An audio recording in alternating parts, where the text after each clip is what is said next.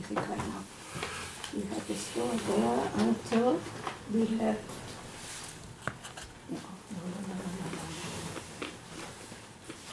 You lived in the store, right? We lived, Upstairs? No, we lived in different places. Not at the beginning. Not in the beginning. No, after the No, we after lived the in ghetto. an You did. apartment. But in the ghetto, once you moved to the ghetto, you lived in an apartment above the store, right? That was the one That was way That was the before. one that- That was way before. When I was born in apartment. In Shanghai. Oh, in Shanghai? Yes, Yeah, we're talking oh, in in- Shanghai, we're talking about? Yes, we're talking Shanghai. Shanghai. Up on top, and then first floor of the store.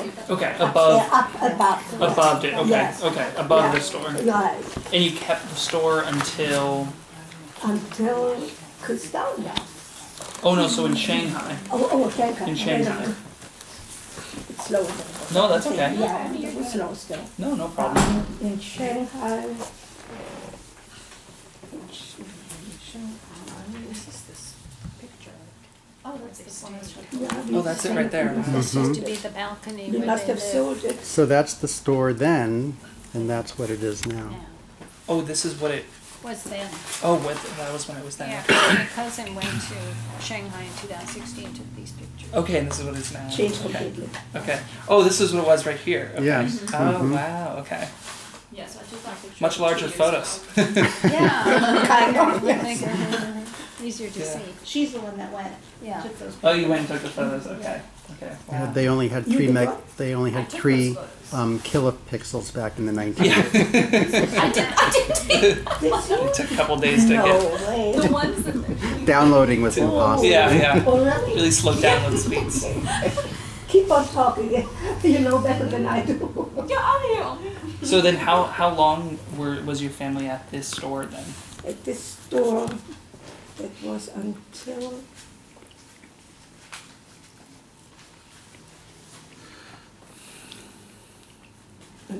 we left. Until 1949. 49, yeah. Oh wow. Yeah, Okay. 49, I think. So you were there for it would have been about 8 years, from We 1941 to lived there 1949. quite a few, and my your mother and husband, they lived across the street. I don't know if you knew that, I did not know that. yeah. And were And there we you had the store. were you attending this school during that time during the 1940s? I did, yes, attend the school, but not right from the beginning, not from first grade or anything like that. Okay. Okay. Yeah, so maybe a few years. Oh, a And few then we had years. to leave. Okay. Yeah. Okay. Mhm. And then during the time between 1941 and 1949, were you working at the store, or what were you doing? I was helping out You were helping out. Mhm. Okay. How was? because I had to make money another way. Yeah. So I helped my mother and my father a little bit Okay. when I had time. How was it during that time? In the 40s. It was okay. It was a nice store. Yeah. But still, we couldn't live off it alone. So I worked for the U.S. Army also, and got more money there. And then I helped my parents. Okay. Yeah. What year do you remember starting to work for the U.S. Army? After the war, right after the war, which was 45? 1945. 45, yeah. Okay. So that sort of helped you Help give my money parents. to your parents. Yes, yes. And then And help them in the store too, And once in a help them in while. the store. Yeah. okay, okay. And then so going from 1949, then you went to San Francisco, but your parents went to Bolivia. Yeah, but I Okay. got married in San Francisco. But you got married in Yeah, San I Francisco. was still here. At Shared They were Israel. still, At Shared Israel. Oh, no. Oh, here in the city. Mhm. Okay. yeah. Okay, wow. And then have you been here since? Have you lived in San Francisco? Yeah, I still live in San Francisco. Okay. Yeah. So it's been like 60 or so years that you've lived. Yeah, Here. ever since that she got here. What? Many. You lived in the city from the day you arrived. From the day. Exactly. That's what you mean. Yeah. Yeah. Exactly. Okay. And let me ask you what hearing other people's stories today and kind of hearing this community be celebrated today, what did that make you feel like being here and participating today? You mean by listening to the Yeah. presentation today? Yeah, and the It was presentation. very interesting for me. And I think one name seemed familiar to me. Hmm. I don't even know which one it was now. And I'm sorry, my memory is not 100% either, so You mean sorry. one of the people that when the Shanghai Museum person? No. People that lived also in Shanghai. The people that were speaking. Even maybe those who were now that I don't remember exactly. It seems kind of familiar. to me. Familiar. Okay. Yeah. Okay. Did you But remember? Oh, sorry. Go ahead. Other than that, not really.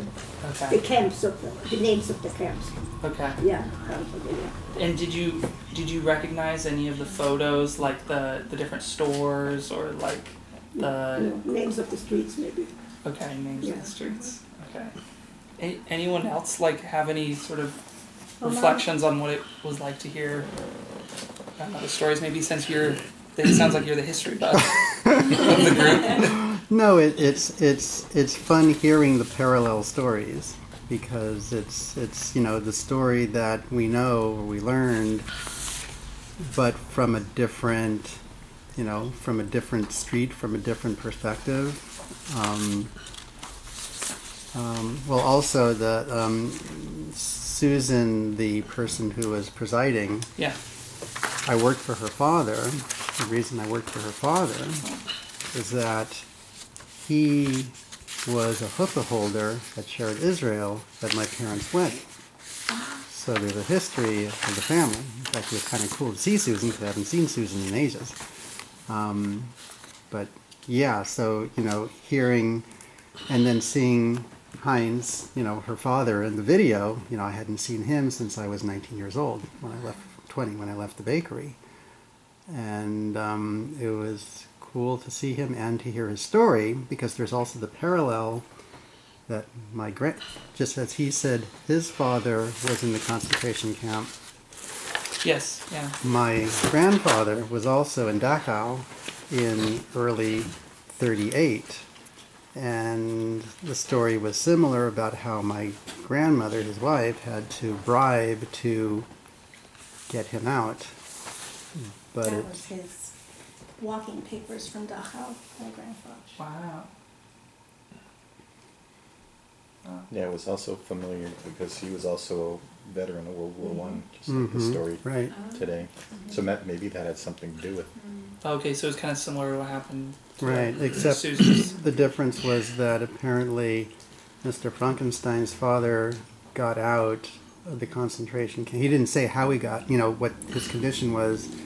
My grandfather was badly beaten at Dachau. And Never wanted to talk about it. never wanted to talk about it, but I remember my dad saying how scared it was for him to see his father come back badly. Yeah.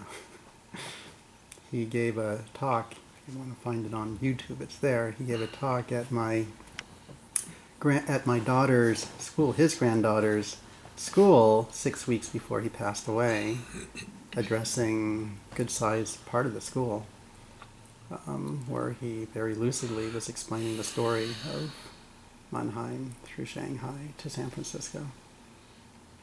And very chronologically, if that would help you. Yes. I might have to ask you for that for the YouTube video. Anyone else sort of like about? I wish my Anything mother to was say? alive because my parents were 10 years in Shanghai and she had really vivid memories of that. She was a baby nurse for 10 years in Shanghai. And she was just telling me stories about how wonderful a time she had in Shanghai. And she worked there and she lived there and they ate there and she loved the food there. She picked up the language there. But she didn't tell me more than that. We didn't get a My chance to question is tell now, maybe somebody can answer it. much that. They mentioned also She that there had were been dead there. people, they saw dead people on the street. They said it today. They said it again. today. She said Right? it again They said it today. again. And I was wondering, because I don't remember seeing anybody You don't dead remember? there. I've seen pictures of it, Yeah. But I have not heard you nor Dad No, ever speak of it. no, I don't And they know. mentioned it at Inga Schaffer's funeral too, that Exactly. she saw dead people on the street all the time. Did your mother talk My about mother that? had mentioned it. She did mention. Mommy I don't mentioned know it too. that. Yeah. So it's like, Yeah. that's the fascinating thing, is to hear it in different perspectives. Because when you hear it, when I always heard it from Mom, it was hard, but we went dancing and I learned to, I drove a car once, and I had my uncle made a whole album for my dad, and it has all these, Wow. it's like this was my dad's family. So your dad made this for Dad to remember it. And then like where my dad worked at the Auto Palace, and then like their trips. Well, that's where I learned to become a mechanic, right? Right, that's where he learned to become a mechanic, and then all of their trips out of Into the countryside. in the countryside, and all the the fun stuff So- they did. So Danny's father worked, I forgot where he worked, but he was able to borrow a Jeep, I think it was a military Jeep, because I think he worked at The motor pool. motor pool. So with the Jeep that he was allowed to take, not a lot, but infrequently, Dan's dad would take Mom and Dan's dad's brother, my father, on excursions. Yeah, your mom mentioned that too. She said she loved riding in the Jeep. I remember her saying that. Yeah. So it sort of seemed like there was like it wasn't just super hard for people, it wasn't just super easy for people, but there was a mixture of experiences in Shanghai. Correct. Apparently. Yeah. And I think it got harder after the Yeah, the Japanese same. occupation. Yeah. Before that happened. Oh yeah, there they Yeah, are. see, that's my mom and my aunt and my uncle Okay. in Shanghai at a beach. Oh, wow. Somewhere. Yeah, Mhm, that's in So you listen to my mom talk about it, was always pui pui pui, and And my about mom loved Shanghai. it. My mom loved it. And my dad always saw it as an exciting adventure. Well, I would not, and I did not want to go back again. I experienced it, had good experiences also, I can say not. I met my husband there, right? There's one good experience right there. But your sister says you wanted to go back. Your sister says she always wanted to go back to Shanghai. Shanghai, Yes. yes. She loved it. Yeah. Yeah, she She's. I loved said one time I'd see Shanghai one more time. Yeah, mommy loved Yeah, Shanghai. but I did not. I've You did been not visit there, there? I lived there, and I didn't want to go back really. I wanted to see the rest of the world a little bit less, more important for me, I think. Okay. Yeah. Well, your stories of cooking of your mom cooking, was challenging with the little stove you had and Yeah. how you got rid of Yeah, the cooking sewage there and in Well, our tell me more little- about that. What was that? Was very, what is it, the little, those, what is it, coals. But they have a special name, they call the coals. Yeah. charcoal. Briquettes, charcoal. charcoal. No, the stove was with the coal, so it made Yeah, it like yeah, black yeah, soot and they everywhere. have to see that that they get the fire started even on a tiny little stove, and that's where she cooked. Wow. We couldn't bake anything. It was pretty hard to cook And in when our did she place. say? For Did my, she say you would bring the bread to other people's houses, to somewhere else to bake it? also cakes or anything else. Yeah, we could not bake anything. There was no oven or anything like that. Just the small stove. Yeah. And I remember hearing during the presentations that they were saying that like they always had really good experiences with the Chinese people that were welcoming. Can you kind of talk about that I more? did not have any connection actually. We had some Japanese customers, I know. And in fact, my other son went to Japan with his orchestra and met some very nice Japanese people. They came also to San Francisco then and we met them. But Chinese, actually not really. We had neighbors right next to us where somebody passed away, I understand, and they were all dressed in white and they're crying, and that's all I can really tell about it. But otherwise, we never talked with each other. Okay. Yeah, they spoke Chinese, we spoke German. Okay. Yeah. So there's kind of a language divide that was Yeah, going on, yeah. obviously. But my dad tells the story of when he would have a little money, be very, very cheap, so it didn't need much money. There would be this little cafe, restaurant, whatever, not too far from them, and it was a little Chinese place owned by a local Chinese, and they would always give him something to eat for his money. He never knew what it was, but he was always excited to see what it would be this time.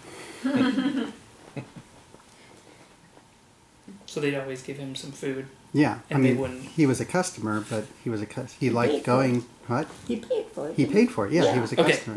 Okay, he would pay for it. Yes. Yes. Yeah. Okay. But he didn't know what to order, and he didn't know how to communicate how to order, and they couldn't communicate with him. But they knew he wanted something, so they would always Surprise him, I surpri- guess. Give him whatever It they was Special of the cook day. surprise every day or something. Yeah, special of the day or whatever, right? Yeah, you know, Jews and Chinese food. Right. There's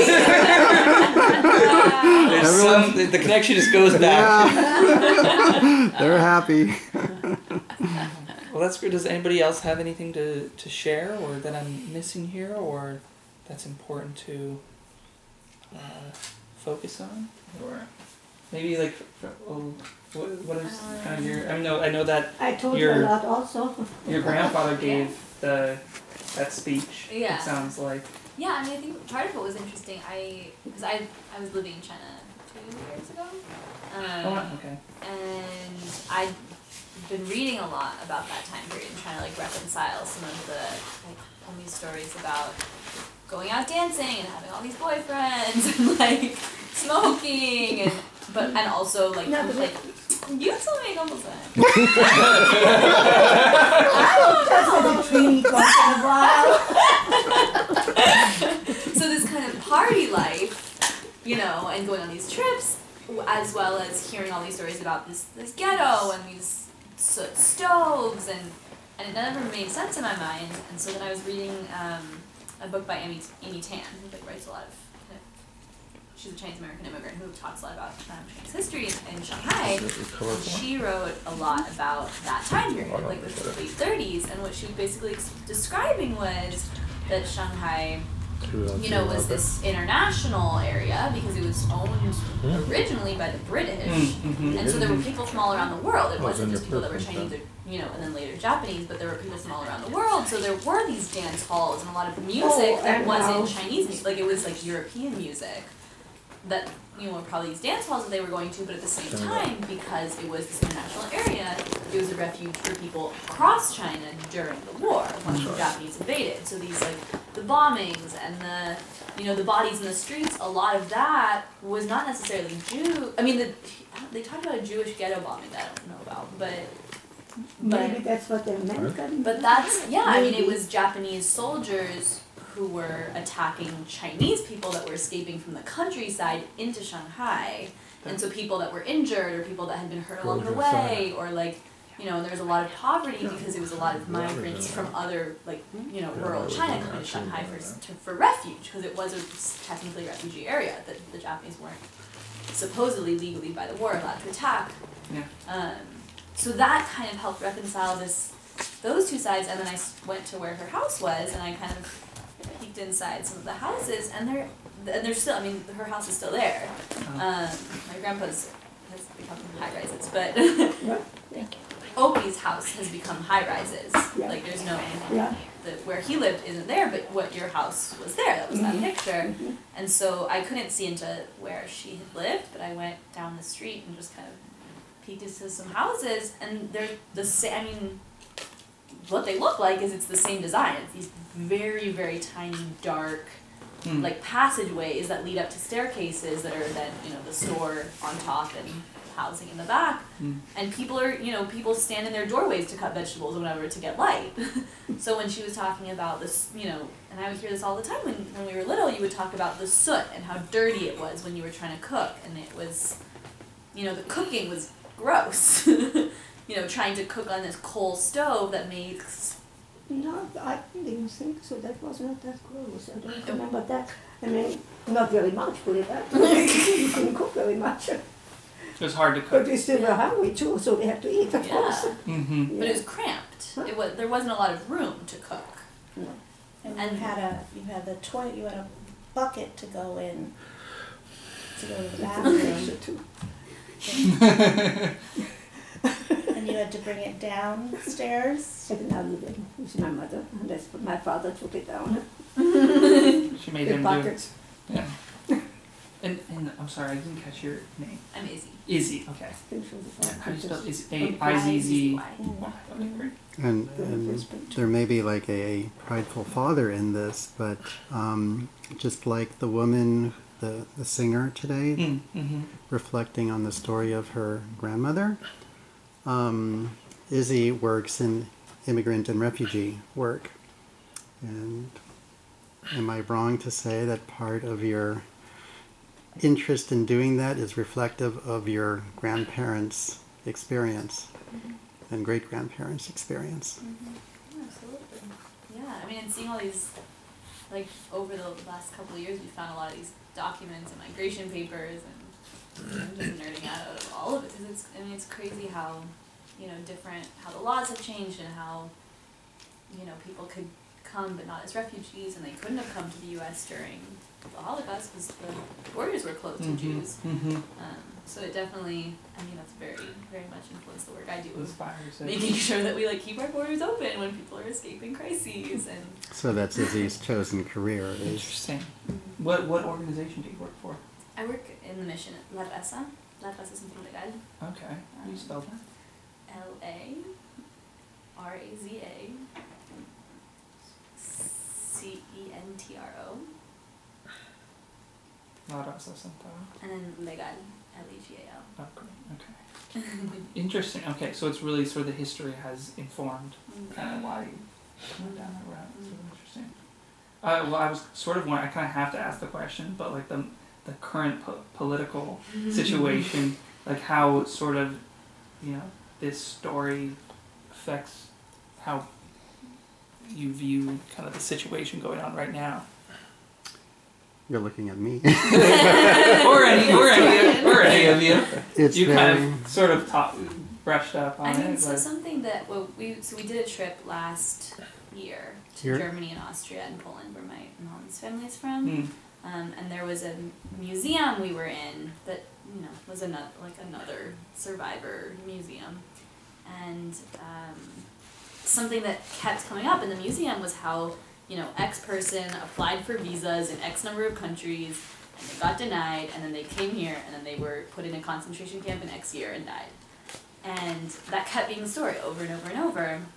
And so I started to really see that as, and not started, I've been doing this work for like 5 years, but that it really affirmed this idea that people who, you know, are murdered in situations where, you know, for religious reasons, for political reasons, you know, they were talking about the Russian Jews that escaped, you know, partly religious, partly political, you know, for issues of, you know, interpersonal violence.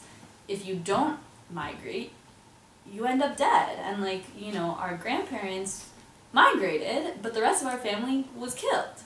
And so the story of refugees are like, when we talk about genocide, there's the refugees that get out, but most people were not the refugees. And so, you know, I feel like we grew up talking about Holocaust survivors, but really what, you know, our family and, you know, all of the folks that have come to the US and around the world are refugees, you know, and so I think I see that really importantly, and when I, you know, do migration work, I work with people in deportation proceedings, and so I definitely see that divide of, you know, you made it out, but the people that didn't make it out, like you, are gonna suffer and potentially die in the situation that you're escaping. And so when we talk about cutting off borders to Syrians, I work with a lot of Central American refugees, you know, but those stories, it's this dichotomy of suffering versus movement. And we have a family of movers, you know, the family members we know, but the family members we don't know are the people that were denied admission,